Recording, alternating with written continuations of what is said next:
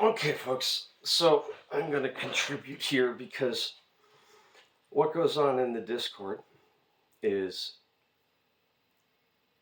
we can blame it on chaos, I'm certain. So I'll just blame it on chaos instead of malice. But it happens too many times to be chaos because it's a pattern. So the two problems I'm bringing to the table are QE, which is the fundamental why are we doing this? Okay. The second is, because that's how the other systems work. There's no point in doing that. The second is the customer service. Wow. Okay. The people on the Syscoin team act like this is a WoW server Discord, not like it's an adult Discord. Okay. Hi, my name is Senior Intelligence Sergeant Donald Joseph Gebert III. So if you think a DJ isn't all up in my face, that's quite literally my life. I didn't even recognize the new guy. I recognized it appears non-technical personnel were hired for a difficult task. That's what I recognize. I didn't even know this guy. So when I say Hank helped me set up my master nodes a while back with my friend, somebody was giving shit to Hank about Hank asking questions about relevant questions, and they are relevant questions, and he was dealt with. He was verbally manhandled in a Discord. He was given walls of nonsense of emotional jargon.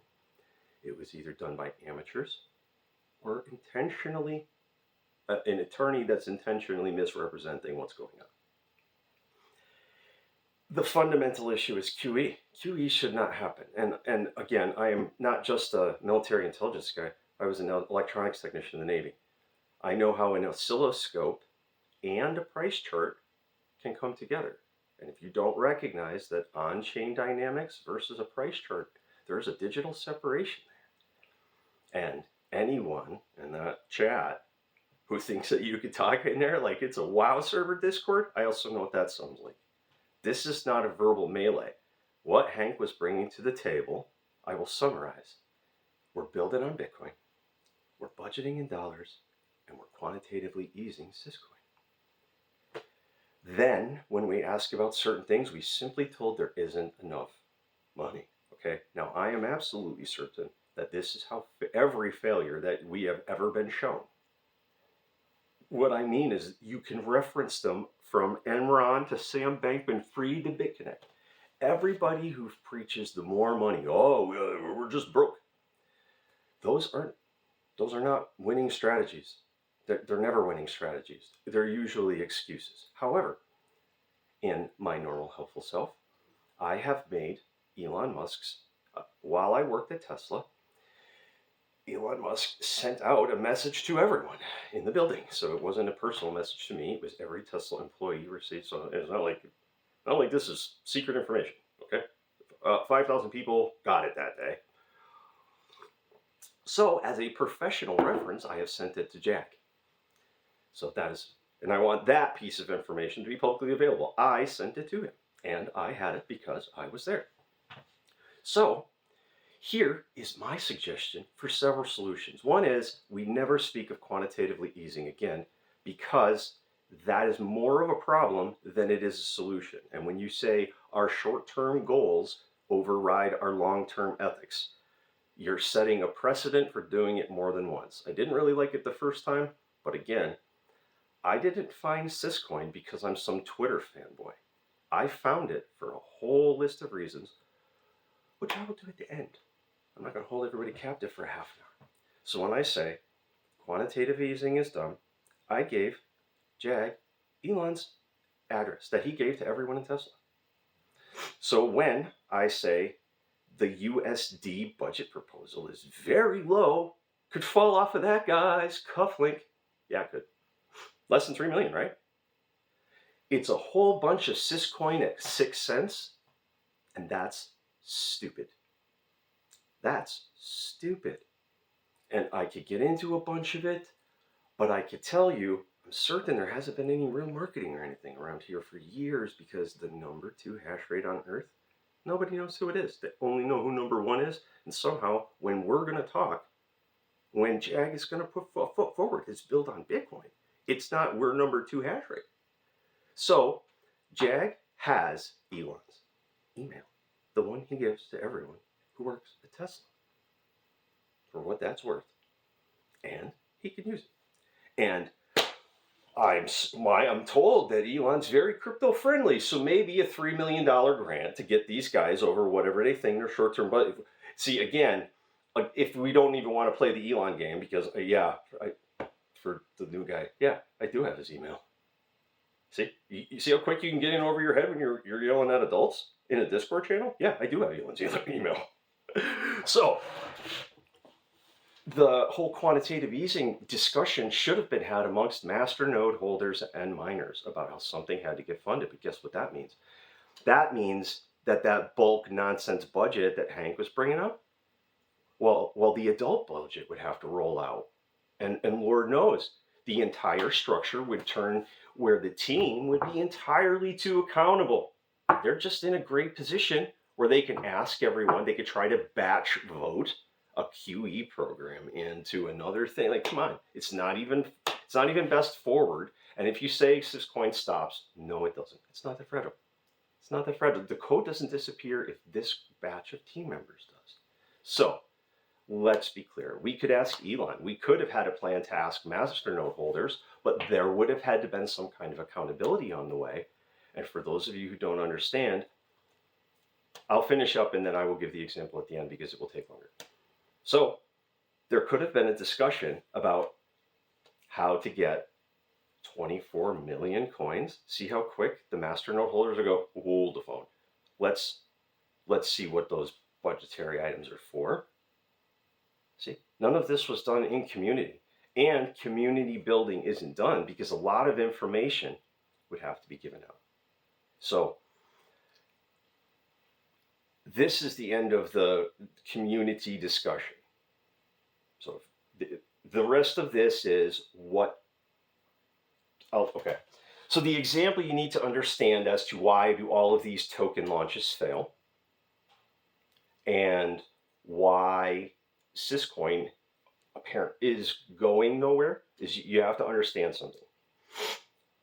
The price charts that Bitcoin is inhabiting demonstrate a volume that far exceeds what happens on chain. What that means is that those metrics don't really count. Okay, it fundamentally defeats the purpose of having a blockchain. I found Syscoin because it's fast. Okay, I found it when it was only 60,000 transactions per second. Okay, the point being is I knew what a high-speed arbitrage bot was. So the example I have to give here is Dave & Buster's coin. Okay, why didn't Dave & Buster's coin fail when they launched it? Did you recognize that there is a Dave & Buster's coin on Earth? Okay, you go to Dave & Buster's, you give them your dollars, they give you a card. That card operates all the stuff in there at some USD exchange rate that we will call Dave & Buster's coin. You don't even know what it is. It's different at each different machine. They charge different points, whatever. They have taken your understanding of dollars and they have thrown it into Dave & Buster's coin. Did Dave & Buster's release a bunch of these coins on a price chart? No, they only released them in-house and they're somewhere you can spend them. And those are the two dynamics you need to understand to correctly launch a coin, okay? Syscoin is already in the world and it's on a price chart. So the first thing we have to separate is on-chain metrics versus whatever a price chart represents, okay? Syscoin is part of the Wrapped Club, WSYS. Some of you know that. Not everybody gets a wrapped pair. Well, the wrapped pair is a Wall Street fuckery pair. So performing digital price manipulation is, if you're not on the wrapped platform, it would be a lot harder. So the real issue that the community building effort comes in is where everybody has to understand that price theory is not how on-chain metrics function. And digital displays would display how your on-chain metrics functioned if your digital display measured on-chain metrics, but it's measuring price discovery theory, okay? This is digital sleight of hand, so where your eyes are looking at a chart, but the on-chain metrics don't support what the chart is seeing, and the thing that everyone is being shown is a chart. So when I say, here's the community understanding, if Dave & Buster's was to adopt Syscoin at a 1 USD rate. Okay?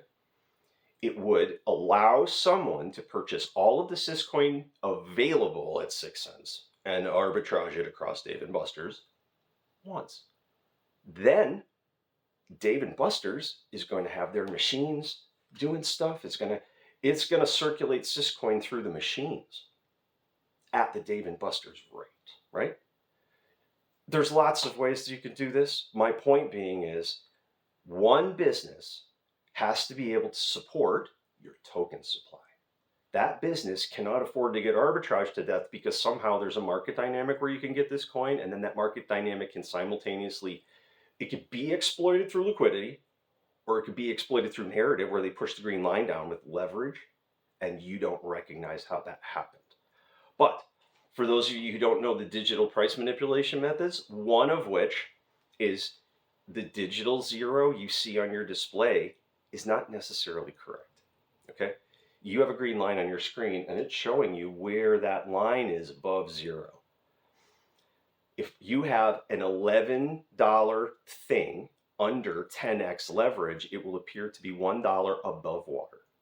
And if you don't recognize that you could fuck with things digitally below zero because there technically isn't a floor, because it's vector space and it's a digital display, that's where you can put money velocity across something that isn't organic to that chain.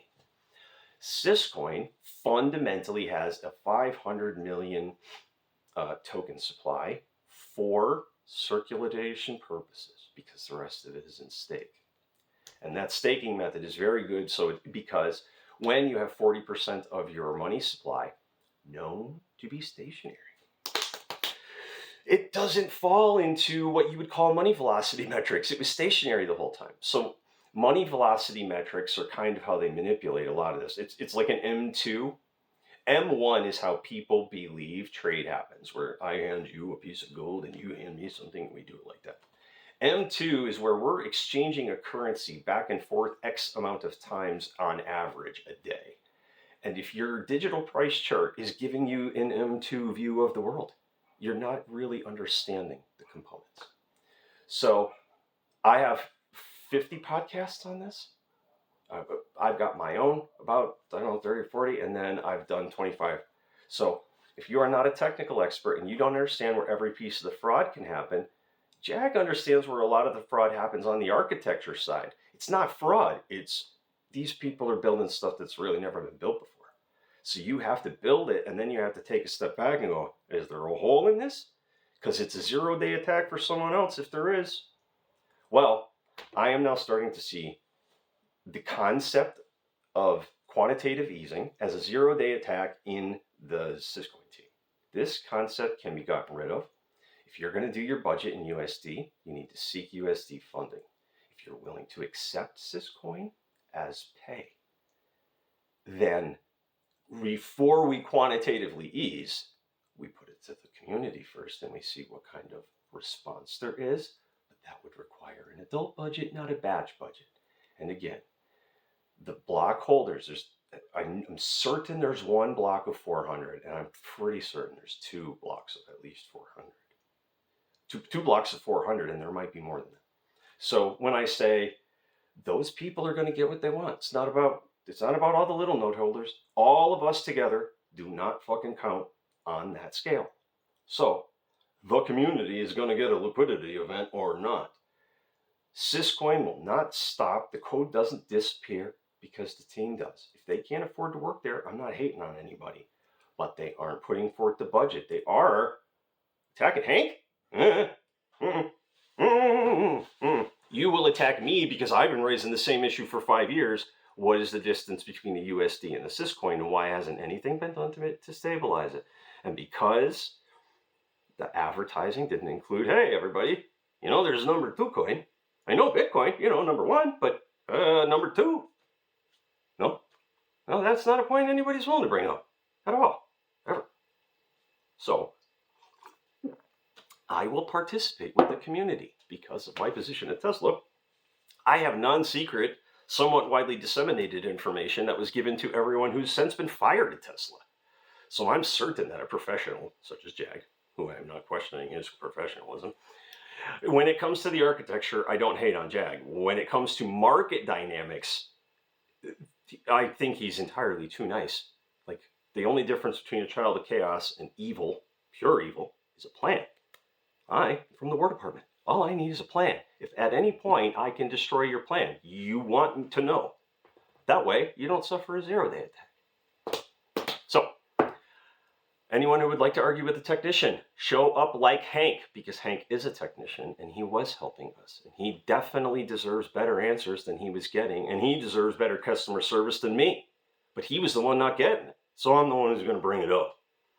And then I will contribute into the chaos of this planet by forwarding that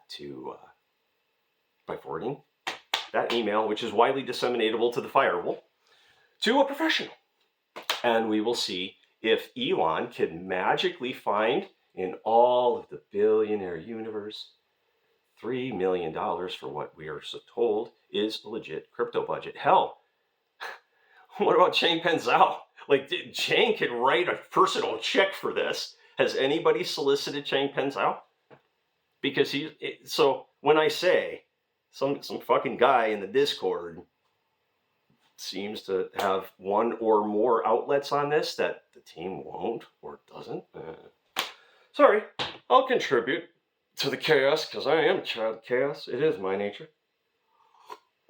And I wish this project nothing but the best, but I do know that I'm at the mercy of the 400 block. I know that. So I'm not going to pretend that this is anything other than bunk community engagement that is meant to drive normal people away from rational questions like, why isn't this a line item budget and why is it done in dollars instead of Syscoins? That's a rational question.